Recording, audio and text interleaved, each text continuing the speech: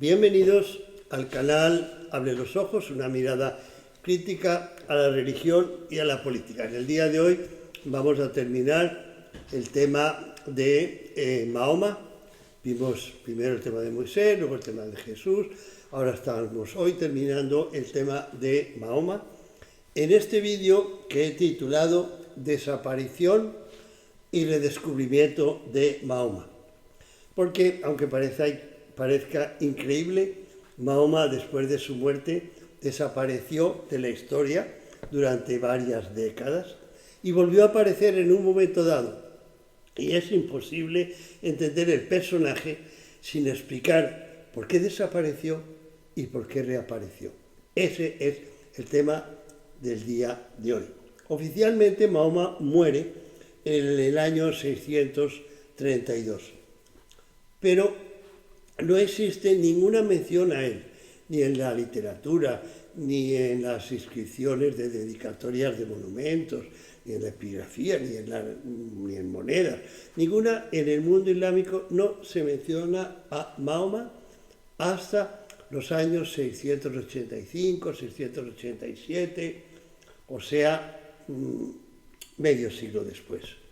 Y solamente en unas monedas poco difundidas, acuñadas en Irak. Y luego llega la verdadera presentación, digamos, en sociedad de Mahoma, que va a tener lugar en el Domo de la Roca, inaugurado por Abd al-Malik en el año 692. El Domo de la Roca, al que me referiré, que es imprescindible para entender la biografía de Mahoma. Hasta mediados, a partir de ahí, estamos en el año 692, hasta mediados del siglo VIII, o sea, años 750, 760, Mahoma ahora sí es mencionado oficialmente en todo. En la confesión de fe del Islam lo incluye, Alá es el único Dios y Mahoma es su profeta. Eso aparece en los documentos públicos, en las inscripciones de monumentos, en la literatura, por todos lados. Pero no aparece ningún detalle sobre la vida de Mahoma hasta la biografía de Ben Ishaq, a la que ya nos referimos, que es de los años 750, 767, biografía que ya vimos que desapareció y la redescubrió más tarde otro autor, Ben Ishaq, y luego ya en el siglo IX tenemos la Sunan, los hadices, las colecciones de dichos y hechos de Mahoma, y tenemos nuevas biografías y desde luego tenemos el Corán. Entonces, lo importante es que Mahoma durante un largo periodo desaparece de la historia y cuando reaparece lo hace de una forma oficial en las inscripciones, en la manifestación de fe islámica, pero tampoco se sabe mucho de él hasta bastante después. En cambio, en las fuentes no islámicas que vimos en vídeos anteriores, se le menciona desde los años 630. Desde los años 630, o sea, tenemos dos tipos de fuentes, las fuentes islámicas y las fuentes no islámicas. ¿Serán mejor las unas por ser islámicas o las otras por no serlo? No, uno tiende a creer siempre en las fuentes más cercanas a los acontecimientos. La gente que vimos en vídeos anteriores está escribiendo lo que ve y tratando de explicarlo. La gente que crea la biografía islámica oficial de Mahoma lo hace siglos después sin tener mucho en qué basarse, porque no ha habido literatura después de la muerte de Mahoma en el mundo islámico. Entonces, dilucidar este enigma, este verdadero enigma, nos va a permitir finalmente redondear todo lo que hemos explicado sobre Mahoma y su verdad oculta y sobre el nacimiento del Islam. Algo difícil de aceptar es la cronología islámica, sobre todo en lo referente a los primeros califas. ¿Por qué? Porque las fuentes no islámicas, que las hemos visto, mm, mencionan en el origen del Islam y de la ocupación o conquista, ya les he dicho que para mí es una ocupación de las tierras del Imperio Bizantino y del Imperio Persa por los árabes. Se menciona a Mahoma y se menciona Mujawiya, que fue el cuarto o el quinto califa después de Abu Bakr, Uthman, Omar, Ali. Ese aparece después de Mahoma en las fuentes no islámicas, pero las menciones a Abu Bakr, a Omar y a Uthman, que son los que según la fuente islámica, como veremos, gobiernan durante más de 20 años y realizan la primera conquista, no tienen ni una sola mención. La primera mención en fuentes no islámicas de estos califas es una del año 747 en la crónica árabe-bizantina aparecida en España. 747, bastante después de un siglo posterior a los acontecimientos.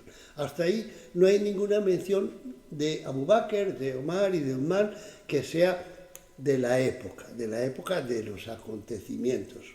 No menciono a Ali porque Ali, la historia de Ali se desarrolla en Irak y su lucha contra Mujawiya tiene lugar en Irak. Entonces las fuentes no islámicas no lo mencionan porque las fuentes no islámicas son básicamente de la región cristiana de Siria-Palestina y son generalmente monjes, copistas, escribas de los templos cristianos, etc. Algunas fuentes no islámicas sugieren incluso que solo con Mujawiya aparece una centralización del poder.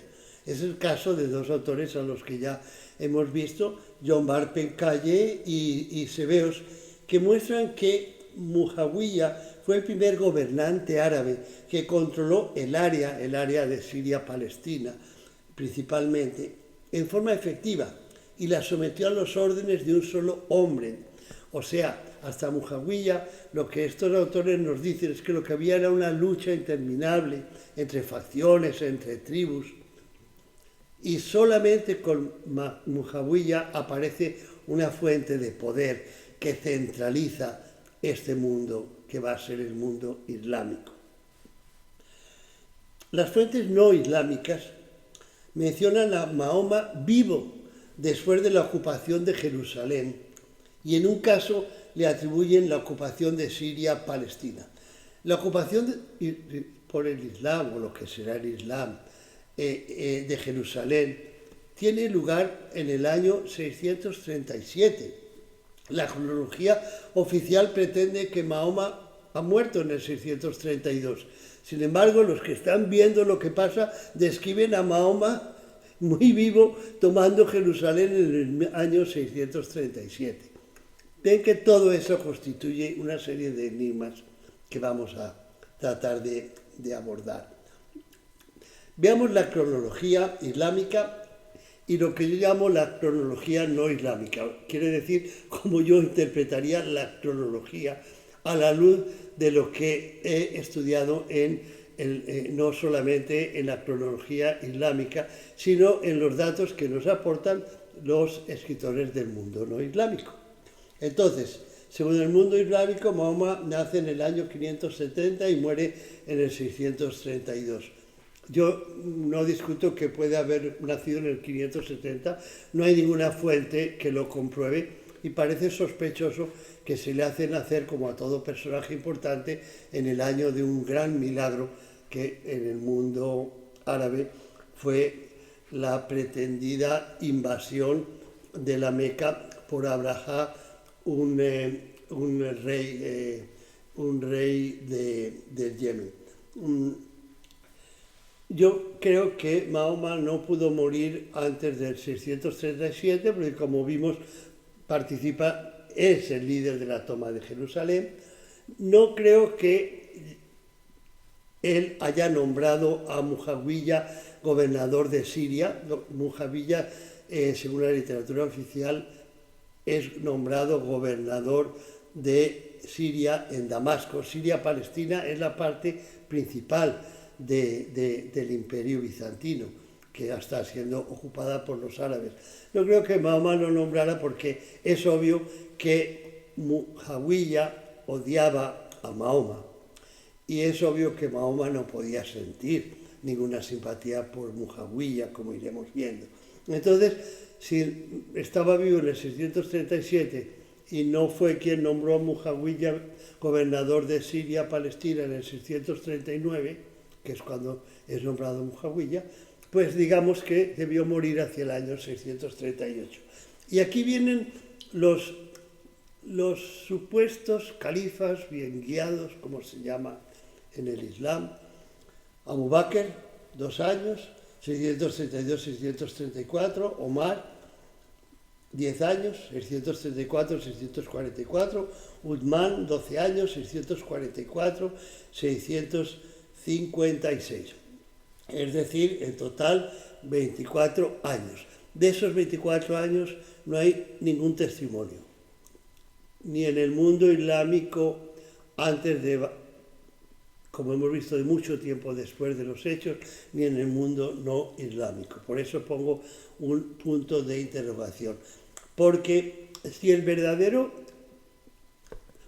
comandante, porque en esa época no se hablaba de califas, el título era el comandantes de los fieles, así se titulaba Muawiyah. Si el verdadero comandante de los fieles, que crea un centro de poder, hace la paz entre las facciones, entre las tribus, es Muawiyah desde el año 639, como pretenden las fuentes no islámicas, y muere en el 680, no queda espacio para esos 3 supuestos califas, Abu Bakr, Omar y Uthman. En el 638 que muere Mahoma, que es descrito por todas las fuentes como el rey, no solo el profeta, sino el rey. Y Muawiyah, hace un año, no hay forma de hacerlos meter en ese periodo. Y luego la cronología islámica, no tengo por qué disputarla. Ali y Muawiyah combaten entre los años 656 y 661, Muawiyah desde Siria, Ali desde Irak. De eso no hay fuentes de la época no islámicas que nos cuenten qué sucedió, entonces tenemos que creer que así fue. Muawiyah gobierna entre los años 681 y 680, luego gobierna su hijo Yazid 3 años hasta el 683, luego gobierna, cuando este muere, gobierna unos meses su segundo hijo, Muawiyah II, luego hay un cambio de dinastía, como veremos, y llega al poder Marwan en los años 684-685, y en el 685 llega al poder el hijo de Marwan, que es un protagonista supremamente importante de nuestra historia islámica, que es Abd al-Malik. Las grandes figuras de esta época omeya, antes de llegar a los abasidas de Irak, que es una historia posterior, van a derrocar a los omeyas en el año 750. Pero dentro de la dinastía omeya hay 2 personajes importantísimos, que son Muawiyah y Abd al-Malik, al cual nos vamos a referir. Entonces, pues si sumamos desde el 639 hasta el 680, no cabe duda que quien es el creador, el fundador de lo que hoy conocemos como el Islam fue Muawiyah. Solamente que el Islam en la época de Muawiyah era algo muy diferente a lo que luego se convirtió el Islam, que es también lo que vamos a ver. Pero primero veamos la dinastía omeya. Los omeyas son un clan que hace parte de la tribu de los Quraysh, que ya vimos que para mí los Quraysh, o para mí, para varios investigadores, son los mismos federados que luchaban, las tribus que recibían tributos de Bizancio para cuidar de sus fronteras. Pero bueno, ese es otro tema. La dinastía Omeya, un clan de la tribu Quraysh o la tribu confederada, dirigida por los gasánidas en la época, tiene un personaje importantísimo que es Abu Sufyan. Según la literatura islámica, el líder de la Meca en la época de Mahoma es Abu Sufyan. Y Abu Sufyan y Mahoma son dos enemigos opuestos, capaces de llegar a todo por vencer en una guerra que va a durar muchos años. Desde que Mahoma empieza a predicar en la Meca, Petra, en la época, el que manda es Abu Sufyan. Y Abu Sufyan, como todo el mundo en Petra y la Meca, es cristiano, porque la Meca es cristiana, hace parte del imperio bizantino. Y los líderes de la Meca Petra, que son los gasánidas, son de confesión cristiana monofisita. Entonces es obvio que las cosas no pueden funcionar para Mahoma, porque él está predicando un judio-cristianismo que pretende derrocar a los que mandan en Jerusalén, que son Bizancio, la Roma del Oriente. Él pretende expulsar a Roma para que en Jerusalén manden los judeocristianos y puedan propiciar la segunda venida del Mesías. Al respecto, tendrán que primero reconstruir el templo de Jerusalén. Esa es la ideología judeocristiana. Pero está dentro de un medio en donde eso no suena bien, porque en la época en que Mahoma es joven y empieza su predicación en los años 610, ¿a quién está predicando? A unos señores árabes que viven de subsidios de Bizancio para mantener las fronteras. Entonces él está diciendo, no dejemos a Bizancio, invadamos Jerusalén y echemos a los bizantinos, a gente que vive de los bizantinos. Entonces, entre Abu Sufyan y Mahoma las cosas no funcionan. Luego debemos aceptar que en efecto él tiene que exilarse a Medina, más abajo, en los años 622. Y Mujawiya es el hijo de ese Abu Sufyan. Ahora bien, cuando Heraclio, el emperador Heraclio, después de una larguísima guerra, expulsa en los años 628 a los persas de la parte que los persas han invadido en Siria, Palestina, Corroes II, etc., queda exhausto su patrimonio, su capacidad de seguir girando tributos a los árabes no existe más. Se ha gastado todo en la guerra. Y además, ¿para qué darles tributos? Para defender las fronteras frente a una Persia que está totalmente destruida. Ha habido unas guerras interiores en Persia y han quedado totalmente destruidos. Entonces, deja de pagar los subsidios a las tribus árabes, que ahora ya no tienen ninguna razón para defenderlo. Pero hasta ahí Abu Sufyan y Mujawiya han sido los enemigos de Mahoma. Mujawiya conoció en su juventud a Mahoma y participó con su papá en las luchas contra Mahoma. Entonces, cuando Mahoma logra, con el apoyo de un ejército judío, a eso nos dicen las fuentes, tanto las fuentes no islámicas como está claro en el Corán, con el apoyo de un ejército judío, toma la Meca, Petra, toma la Meca, ahí hace la paz Mujawiya, Abu Sufyan, los omeyas se rinden, dice ahora sí te adoramos, te queremos, pero eso no es sincero, lo vamos a ver a través de la historia. Pero bueno, ese es Mujawiya, el que lo va a suceder por un corto periodo su hijo Yazid y luego su hijo Mujawiya II. Pero después de Mujawiya II, en el año 684, no hay sucesores.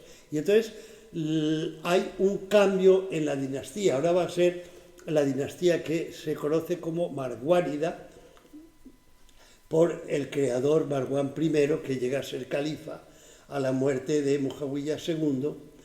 Y su hijo es Abd al-Malik, que ya no hace parte de esa digamos, de esa élite omeya sufiánida, por Sufián, por Abu Sufián, a la que ha pertenecido Mujawiya. Y quizá no tienen las mismas razones, por tanto, de odiar a Mahoma. Y a Abd el-Malik le van a suceder varios hijos, 4 hijos, luego 2 nietos, y ahí se acaba la dinastía omeya y llega la dinastía abasida, que es la que tiene su sede en Irak. Entonces, hasta ahí tenemos esa pincelada sobre la dinastía omeya.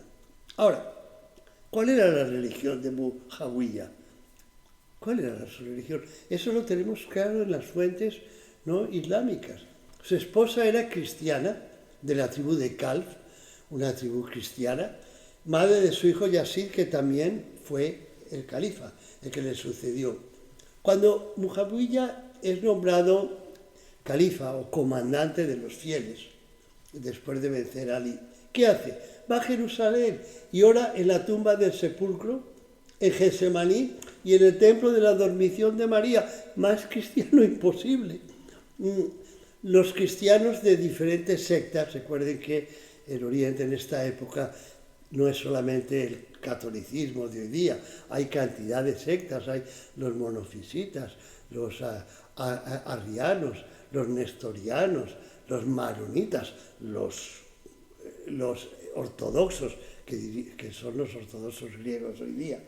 Pues bien, todas esas sectas en ocasiones acuden a él para que actúe como juez imparcial y dirima sus conflictos. O sea, las diferentes sectas cristianas confían en todas en él y en su imparcialidad. Eso uno de los casos lo vimos anteriormente.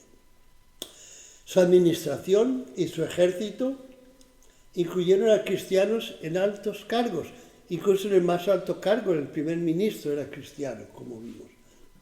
Sus monedas y dedicatorias de construcciones incluían la cruz. Lo vemos ahí, eso es en la época de Mojavilla, una inscripción de unos baños árabes en un lugar de Siria. Ven que, como todas las inscripciones oficiales, empieza con la cruz. La cruz precede todos los documentos oficiales y las monedas. ¿Qué es esta moneda con las cruces allá arriba en el anverso y en el reverso? O esta otra. Es claro que en la época de su gobierno no solo se ampliaron, sino que se construyeron nuevas iglesias ortodoxas, dependientes, por tanto, del patriarca de Bizancio, de Constantinopla. Los cristianos ortodoxos vieron en la religión de Mahoma una herejía más del cristianismo, como había muchas. Para ellos era herejía los monofisitas o los nestorianos, y ahora los árabes.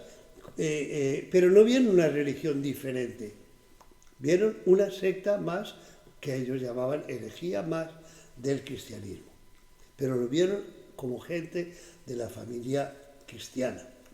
No favoreció a ninguna secta sobre las otras, sí favoreció a la tribu de su esposa, la tribu Kalb, que era cristiana, pero por cuestiones étnicas, no por cuestiones ideológicas, religiosas. Por todo ello, yo califico la religión de Mujawiya como un cristianismo incluyente, quizá el único que ha habido en la historia, un cristianismo en el cual todas las vertientes eran bienvenidas, no se peleaban, no se excluían las unas a las otras durante la época de Mujawiya. Pues bien, ahora veamos el contexto religioso en la época de Mujawiya. Aquí tenemos las principales tribus árabes, que son en el norte la tribu de Qais, en el centro la tribu de Kasán y la tribu de Kalb, la de la esposa de Mujawiya, que está en Transjordania y en Cisjordania, como vemos, muy extensa, la tribu de Judam, que se menciona como una tribu que no dejaba pasar a Mahoma hacia la conquista de de Jerusalén en una época. Lo importante es que todas estas tribus, se sabe, son oficialmente cristianas. El contexto en el que se desarrolla la conquista, que no es conquista, que es una ocupación de Siria, Palestina, sur de Mesopotamia, es un contexto cristiano.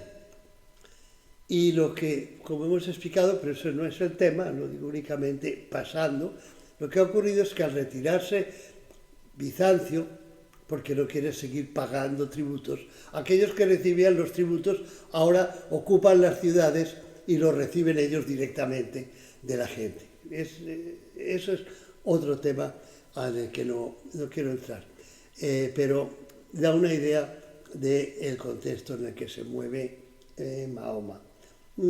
Ahora, acabamos de ver la religión de Mujawiya, un cristiano incluyente, como yo le llamo. Ahora veamos cuál era la religión de Mahoma. En primer lugar, el judeocristianismo. Le hemos dedicado varios vídeos al judeocristianismo, nos es bien conocido.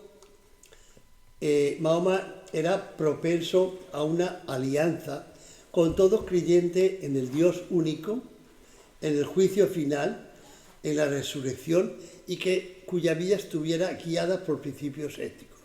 Todo el que correspondía con esos condicionantes, Mahoma lo aceptaba dentro de la UMA, dentro de la alianza que él estaba haciendo, siempre en vistas a conquistar Jerusalén. La llamada Constitución de Medina incluye a árabes monoteístas y a judíos, no incluye a cristianos, a árabes monoteístas y a judíos. El objetivo de la alianza era conquistar Jerusalén, como dijimos, para propiciar la segunda venida del Mesías y el juicio final. Todo mesianismo cree en la inminencia del juicio final. Los malos serán castigados, los buenos triunfarán. Los buenos siguen al Mesías, los malos combaten al Mesías. No incluía a los cristianos en la alianza, pues no los consideraban monoteístas, por cuanto para él los cristianos asociaban a Dios un hijo, Jesús. Y como vimos, los consideraba sus peores enemigos, porque dejaban de ser monoteístas en el momento que negaban que Alá o que Dios fuera un Dios único.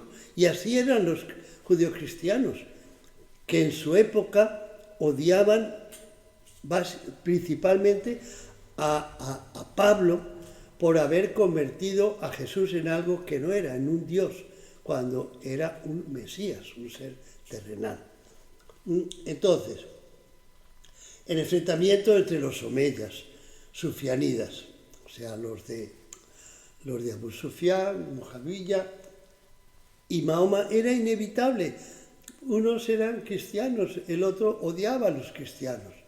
Unos querían defender Jerusalén para Bizancio, el otro quería arrebatarle Jerusalén a Bizancio. Entonces es claro que cuando muere Jesús, que ha participado, según todas las fuentes no islámicas, como rey incluso en la conquista de Jerusalén, sin embargo lo relegan al olvido. Y eso es algo que ha pasado varias veces en la historia. En Egipto hay un caso simpático similar, que es el de Tutmosis III, que relegó a su madrastra Hatshepsut al olvido, borrando su nombre de todas las inscripciones. Esos casos se han dado, no es el primero. Ahora, los omeyas frente a Mahoma. Según las fuentes islámicas, los omeyas fueron los grandes enemigos de Mahoma hasta que se le unieron después de la toma de la Meca Petra en 629-630. Y se supone que a partir de ahí, punto, borrón y cuenta nueva, y todos fueron amigos, los mejores nuevos amigos, y eso no es cierto. ¿Por qué? Porque lo tenemos en las mismas fuentes islámicas. En realidad siguieron siendo sus enemigos jurados hasta Abd al-Malik, porque lo condenaron al olvido y porque masacraron a sus familiares y a sus compañeros. Yazid, el hijo de Mujawiya, que lo sucede entre los años 680 y 683, combate y vence a Husayn, el hijo de Ali, que quiere reivindicar el derecho al califato de su padre, y pelea y pierde. Eso sucede en Kufa, en Irak. Pero el problema no es ese, el problema es que Al-Yazid, después de haber vencido a Husayn, masacra a todos los herederos varones, o a casi todos, hay uno que se salva, que son 10 o 12, de su familia. Y resulta que esos varones a los que está matando son los nietos de Mahoma. Son los nietos de Mahoma, la familia de Mahoma. Recuerden que Husayn es hijo de Ali y Fátima. Fátima es la hija de Mahoma. Fátima es la hija de Mahoma. Luego, toda la familia de Husayn es la familia de Mahoma. Y sin piedad los cortan la cabeza. Y luego envía un ejército a Medina, porque supuestamente o ciertamente los medineses no están muy por la labor de admitir que Yazid es su nuevo califa, prefieren a otro califa que veremos, y invade, conquista Medina, y en la ciudad donde nació el Islam, en la ciudad donde se gestó la conquista, digamos, o la ocupación, en esa ciudad hace 3 días de pillaje, deja que sus tropas abusen y se asesinen y saquen durante 3 días, y especialmente que acaben con los compañeros de Mahoma. Compañeros de Mahoma son los que lo conocieron durante su vida. Entonces ahí no hubo ninguna simpatía entre Mujawiya y sus hijos y la familia de Mahoma. Siguieron siendo enemigos, y eso explica claramente su olvido al que le condenaron. Ahora, ¿en qué momento se redescubre Mahoma? Entre el 683, a la muerte de Yazid, y el 692, el Islam conoce una guerra entre 2 califas, los omeyas, Muhammad II y Marwan, en los años 684 y 685, y después ya Abd al-Malik entre el 685 y el 705. O sea, murió Mujawiya, sus hijos, hay alguien que no los acepta como califas, y ese alguien es Abdallah ibn Zubayr.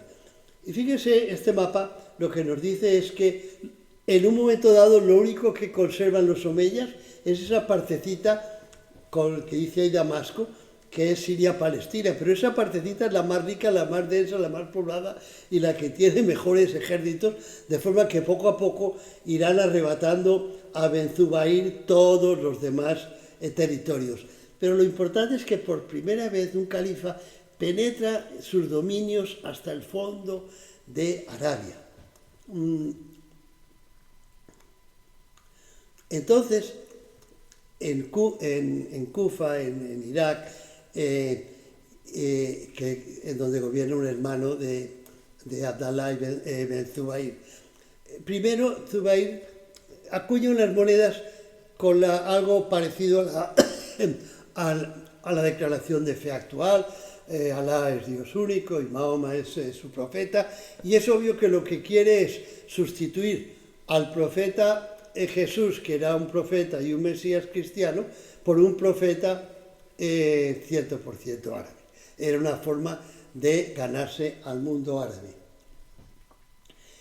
Y además, Ibn Zubayr penetra la Meca, donde se hace la peregrinación actual, y él exige a los peregrinos que reconozcan su gobierno sobre el de los omeyas de Damasco. Y obviamente la respuesta de al-Malik, que llega al poder en el 685, como vemos cuando la guerra ya está en marcha, la respuesta de al-Malik fue muy inteligente. Él empezó a construir el Domo de la Roca en Jerusalén. Le debió llevar algún tiempo, pero lo terminó en el 692, cuando terminó la guerra, justamente con su victoria.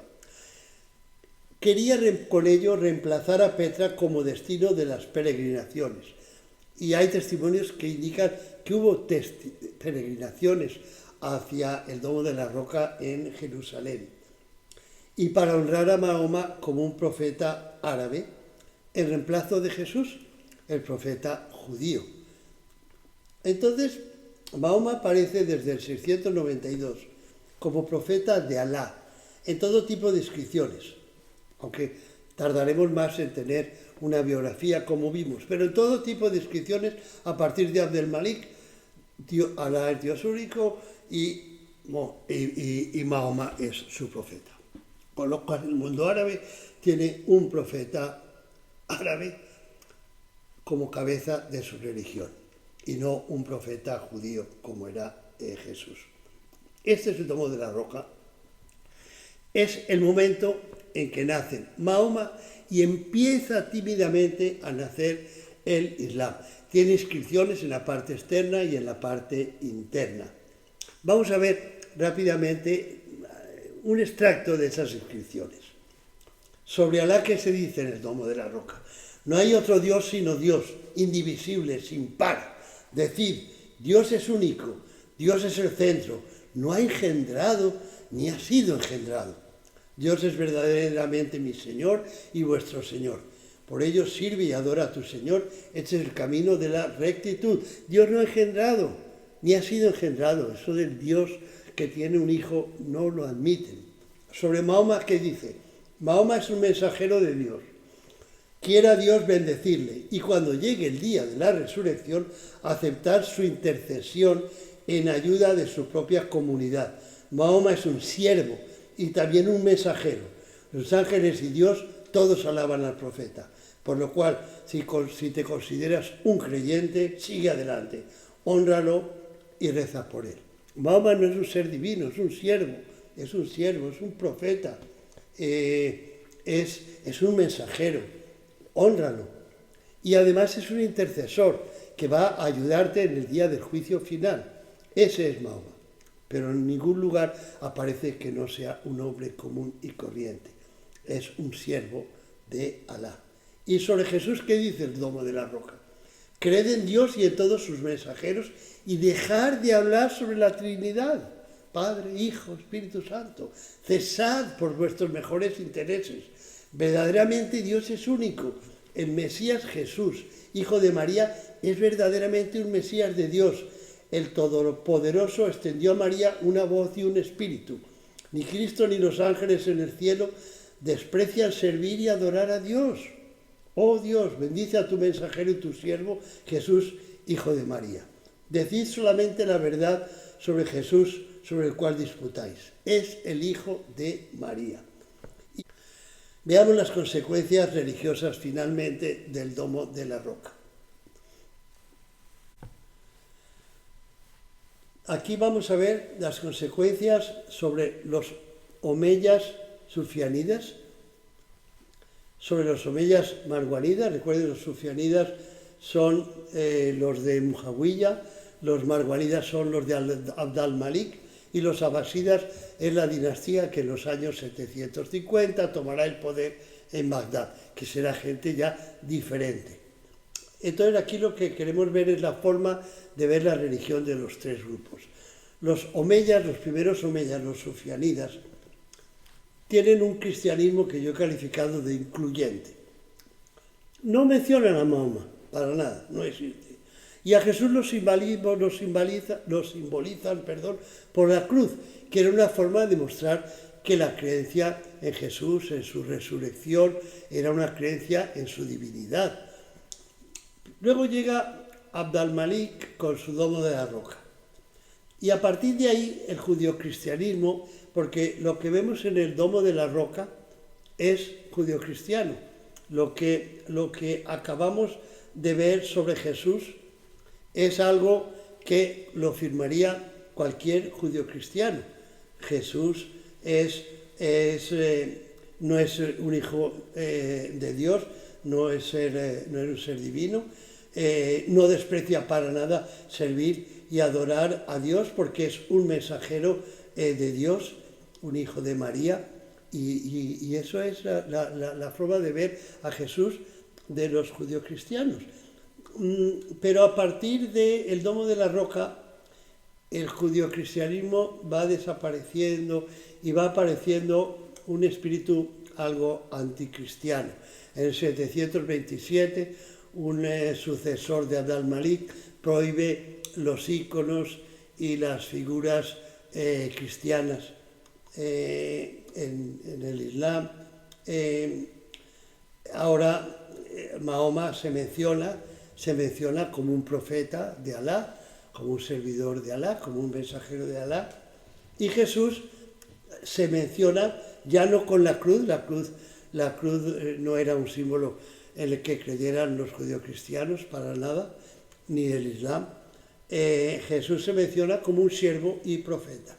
Y luego llegan los abasidas, que van a crear lo que se va a convertir poco a poco en el Islam de ahí en adelante, en donde el Islam es ahora una religión excluyente. El que no es del Islam, el que no cree en Mahoma como profeta, en el califa como representante de Alá en la tierra, un nuevo Mahoma, en los rituales que han creado, se convierte en un infiel y ha de ser perseguido, o llevar ropas diferentes para no se les confunda con los musulmanes auténticos, o pagar impuestos especiales, etcétera, etcétera. Ya el mundo se divide entre creyentes o fieles y no creyentes o infieles, y la inclusión de la época de Mujawiya desapareció. Luego viene ese desarrollo de la literatura islámica que convierte a Mahoma en un intercesor semidivino. Empiezan a relatarse todo tipo de milagros sobre Mahoma para convencer de que es un profeta verdadero. En la Meca, Mahoma divide a la luna en dos y la vuelve a juntar, o el viaje instantáneo a Jerusalén para de allí subir al cielo y conversar con los profetas Moisés y Jesús, y después es llevado a una habitación donde lo recibe el mismo Alá, cosa que no tenían acceso ni los ángeles ni otros profetas. Es decir, ya estamos en el Mahoma de las leyendas, en el Mahoma de los milagros, lo cual pues hay que relativizarlo. Recordemos que lo mismo ha pasado en el judaísmo con Moisés, y lo mismo ha pasado en el cristianismo con Jesús, y lo mismo ha pasado con muchas otras religiones cuyos fundadores se les acaba atribuyendo todo tipo de milagros, de forma que el ser humano se pierde en una maraña de fantasías que crea la leyenda de Moisés, la leyenda de Jesús, la leyenda de Mahoma. Y Jesús no desaparece, porque Jesús está muy bien representado en el Corán. Recuerden que en el Corán hay más menciones a Jesús que al mismo Mahoma, entonces Jesús no puede desaparecer, pero obviamente pasa a un segundo plano frente a el sello de los profetas, el último profeta, que es Mahoma. Y hasta aquí terminamos con estos temas de los personajes creadores de estas religiones de Abraham. Y vamos a ver a partir del próximo vídeo el tema de las escrituras sagradas, viendo primero las judías, después las cristianas y después las islámicas. Hasta entonces, gracias por su interés. Si quieren le dan al like si esto les ha gustado, y hasta la próxima.